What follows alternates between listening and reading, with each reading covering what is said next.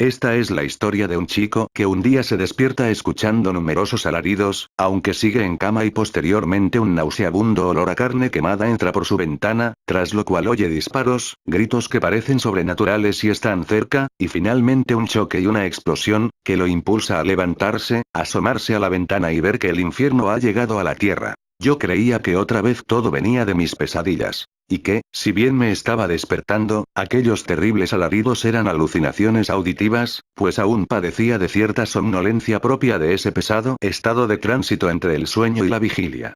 No obstante, pasó un rato y los gritos persistían con una fuerza preocupante, como si no estuviesen en mi mente y proviniesen del exterior de las paredes de este 12º piso en que tengo mi pieza. Eran gritos de muchas personas y en distintos tonos. Mujeres, hombres, adolescentes y ancianos.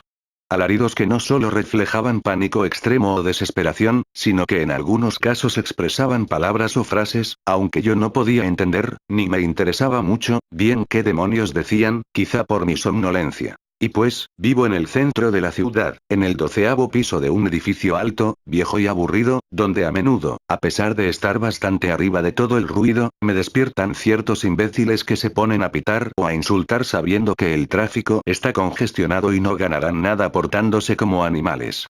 Eso es lo común, porque algunas veces ocurren accidentes de tráfico y los morbosos se aglomeran a ver si encuentran un poco de gore en vivo, o bien una ambulancia emite su desesperante sonido al no poder abrirse paso en la marea de coches, o incluso, aunque estas ocasiones son contadas, se incendia alguna casa o edificio en los alrededores. Vaya, y pensar en lo que me dijo la dueña del edificio cuando firmé el contrato de alquiler hace 7 meses. Es el centro, todo está muy cerca y en este piso hay una vista maravillosa de la ciudad, además de que aquí no llega el bullicio. Sí, claro, no llega el bullicio y los gritos que estoy escuchando. Vieja estafadora, ¿me vas a decir que me fumé un porro y por eso los oigo? Algo así habría querido decirle a la dueña del piso si la tuviera aquí, porque todo el infernal coro, uso la palabra irónicamente, me seguía perturbando, aunque me llamaba la atención algo en la manera de gritar de esa gente. Una cosa extraña, que no conseguía entender bien qué era ni por qué no entendía bien qué era. Me parecía que tenían más profundidad que los gritos comunes, que la textura del sonido era un poco diferente, que las emociones que reflejaban tenían algo que se salía de lo normal. ¿Era eso, o acaso me estaba sugestionando y simplemente se trataba de una huelga u otro tipo de manifestación? Si era una huelga, ¿qué les estaban haciendo para que griten así? Si no era una huelga ni una manifestación, era un accidente de tráfico múltiple o algún horrible atentado terrorista cuyos heridos no dejaban de gritar. Si era algo importante como parecía, seguramente lo vería pronto en los noticieros de mediodía. Pero eso sí, no me iba a levantar de la cama, no con la pesadez y la somnolencia que tenía, aunque hacía un irritante calor que parecía de mediodía, cosa inusual en febrero. Quise intentar dormir un poco más pero fue en vano. La estrepitosa polifonía continuaba jodiéndome los tímpanos y la tranquilidad. Estando así, lo mejor que pude hacer fue afinar mi oído a ver si conseguía distinguir palabras que me revelaran la razón de tanto escándalo y caos. Al hacerlo, no distinguí nada pero sí que me terminé de amargar al percibir que un olor perturbador entraba por mi ventana. Quizá el olor ya estaba antes y la somnolencia, que ahora era mucho menor, no me había dejado percatarme de su presencia, o de su maldita presencia, para ser exacto, pues era el desagradable aroma de algo quemándose, que no era madera ni papel ni plástico ni nada que conociera. Ese olor no solo entraba por mis fosas nasales, que se habrían suicidado si tuvieran voluntad, sino que se filtraba por todos los poros de mi cuerpo, impregnándome con su asquerosidad. Me cago en su puta madre. Grité yo, ya fuera de mí, golpeando con todas mis fuerzas la pared que estaba junto a un lado de mi cama, tan duro que después tuve que insultarme porque casi me dejó sangrando los nudillos de mi mano derecha. ¿Cómo podía ser? Primero el ruido y ahora ese olor desquiciante, que se acabaría pegando en toda mi pieza si no me levantaba a cerrar la ventana, y sin embargo no, yo seguía allí acostado cual un Snorlax, el Pokémon que es un gato obeso, pasado de copas. Esto no puede ser peor, pensé yo ingenuamente, pues justo en ese instante escuché disparos de armas de fuego. Oh Dios, ¿acaso estaban filmando una película de acción o terror en los alrededores? No aguantaba más, no quería levantarme, e intentaba calmarme aferrándome a la absurda idea de la película, cuando de pronto el corazón se me subió a la garganta y los escalofríos me sacudieron por completo, haciendo añicos la ya reducida somnolencia que me quedaba. No, no, no y no. No, señores, ustedes jamás escucharán algo así, al menos no mientras vivan, y espero que tampoco después. Eran gritos inhumanos, gritos que por su intensidad y claridad era evidente que no venían de la calle, sino de fuentes localizadas a unos pocos metros de mi ventana, que por fortuna no me mostró nada porque tal vez, así como estaba en esos momentos, tranquilamente podía haber muerto de un paro cardíaco. Yo solo les diré algo. Busquen horas, días enteros si lo desean, busquen las voces guturales más infernales que puedan encontrar en el black metal o algún otro género salvaje como el agrotech, y ni con eso conseguirán algo que sea la mitad, no se diga más, de aterrador de eso que escuché. Con el brazo temblando me persigné, yo que jamás voy a misa y tengo pósters de grupos musicales con estética algo satánica. Tenía gotas de frío sudor en la frente, mis palpitaciones eran tan rápidas como las de un atleta en pleno maratón, y mi respiración era más agitada que nunca. Yo quería calmarme, pero en ese estado mi mente no producía pensamiento alguno, hasta que escuché el choque de dos vehículos y seguidamente una explosión, tan fuerte como si hubiese reventado uno de esos camiones que transportan gas. No sé cómo es que el vidrio de mi ventana no se rompió y mis tímpanos sobrevivieron, pero al menos la explosión me calmó un poco con respecto a los gritos que había escuchado cerca de mi ventana. En todo caso, en ese instante, como guiado por mis reflejos, salté de mi cama y corrí a la ventana a ver qué pasaba. No di crédito a lo que estaba viendo, simplemente observé todo estupefacto, atónito, con la boca abierta, y después cerré los ojos, me los froté, y los volví a abrir en la esperanza de que fuera la pesadilla más vívida de toda mi vida. Nada desapareció. La escena infernal persistía, desafiando mi sentido de la realidad, amenazándome con sumirme en la locura. Las personas corrían de un lado a otro gritando, intentando escapar de algo que no alcanzaba a ver o descifrar. Había coches empotrados contra las paredes, abandonados por sus ocupantes o chocados con otros coches, y muchos de ellos ardían en llamas. Un camión cisterna ardía en la mitad de la amplia calle principal. Abajo y arriba, yacían incendiadas las plantas de los balcones de mi edificio. Las explosiones continuaban proliferando por doquier, y reventaban coches, tanques de gas dentro de casas, o incluso gasolineras. Y en todas las calles, dispersas aleatoriamente, había pequeñas hogueras cuyo combustible era de una naturaleza que no pude revelar hasta que noté que algunas de esas hogueras se movían, o se arrastraban, pues en realidad eran personas calcinadas, tan quemadas que tenían el aspecto lastimero de quienes mueren en el fuego y terminan como pequeñas y huesudas momias negruzcas. ¿Cómo habrían deseado la eterna disolución esos infelices condenados, esos seres miserables cuyo ardiente ropaje no acababa de exterminarlos? Me alegra saber que ninguno de ustedes podrá imaginarse lo que cuento de una forma igual o más horrorosa de lo que fue aquello que vi y jamás podré olvidar. Era algo sobrecogedor, que me hizo derramar lágrimas de compasión y a la vez me hizo temblar de miedo.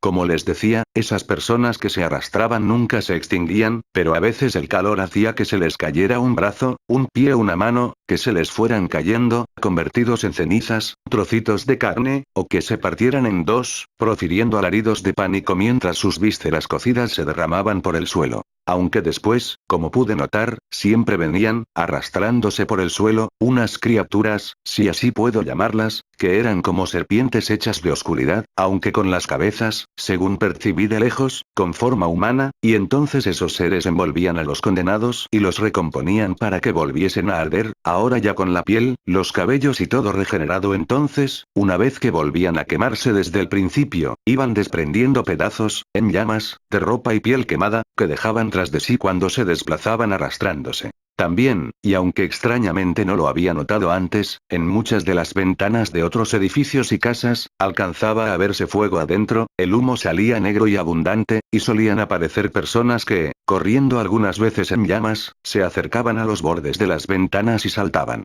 Por mi parte, yo continuaba de pie en mi ventana, contemplando todo, aún tembloroso y con los ojos húmedos. Desde luego, para aquellos momentos ya tenía claro que, el olor que percibí antes de ver todo, era el olor de la carne humana quemándose, el olor del infierno. Ya las sensaciones eran demasiado claras para tratar de convencerme de que todo era una pesadilla, y en los otros pisos de mi edificio las personas también se lanzaban, escapando del fuego que aún no me visitaba. Algo que me dejó aún más en shock fue ver a mi vecina Marta, lanzándose en llamas junto a su bebé de 4 meses. ¿Qué explicación había para eso?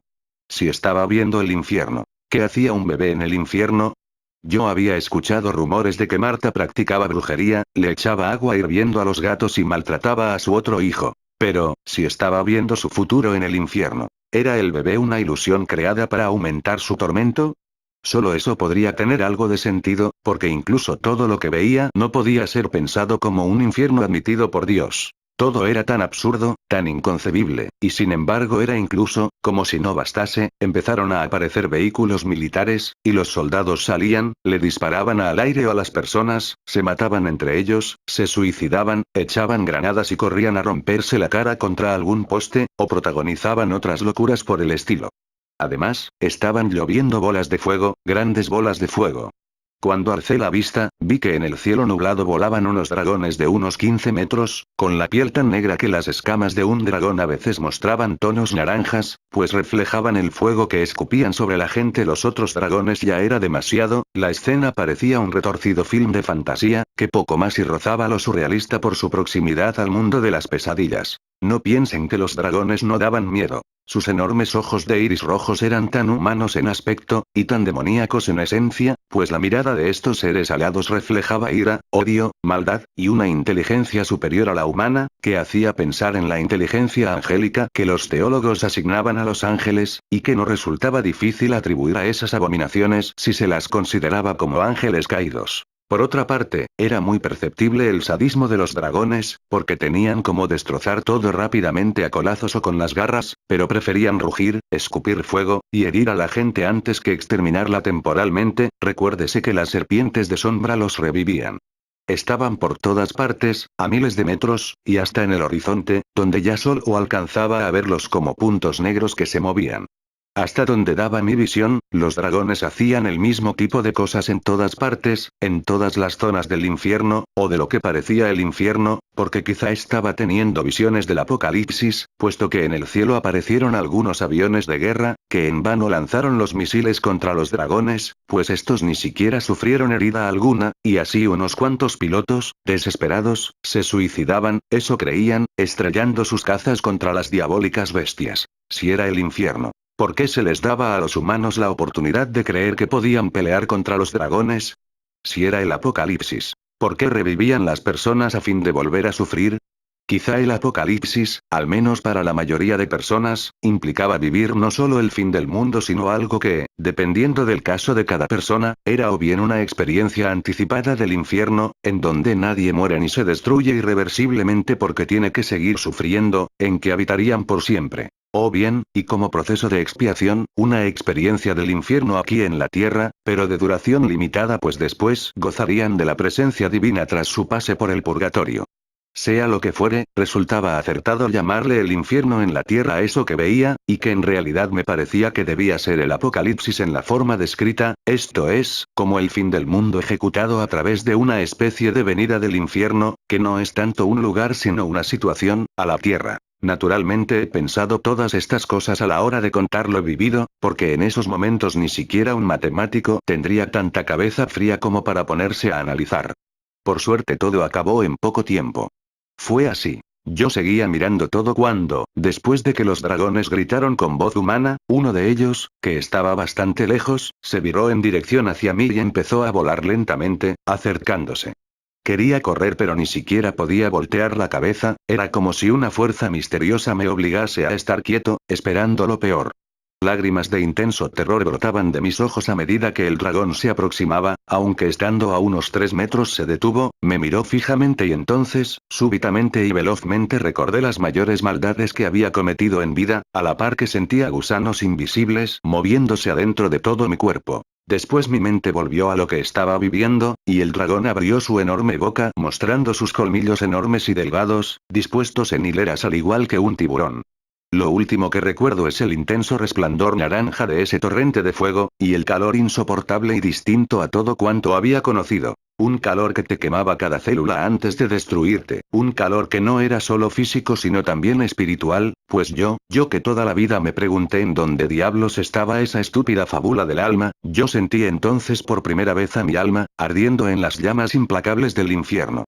Tras eso, vino un instante de duración indiscernible y dolor infinito, después sentí que caía y caía sin parar en un vacío sin fondo, y finalmente, como si acabase de caer sobre mi cama, aunque en realidad esto nunca ocurriese físicamente, me encontré a mí mismo en mi cama, boca arriba, con los ojos bien abiertos y el corazón latiéndome a toda velocidad. Grité una y otra vez allí en mi cama, con gotas heladas en la frente, con el cuerpo temblándome de nerviosismo.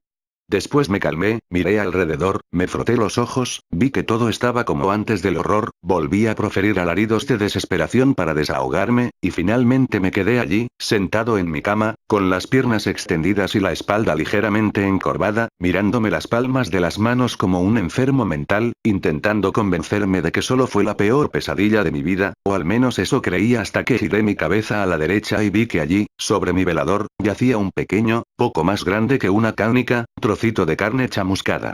Al verlo grité de nuevo como desaforado, y después lo tomé, lo olí y comprobé que tenía el mismo olor que la carne humana chamuscada.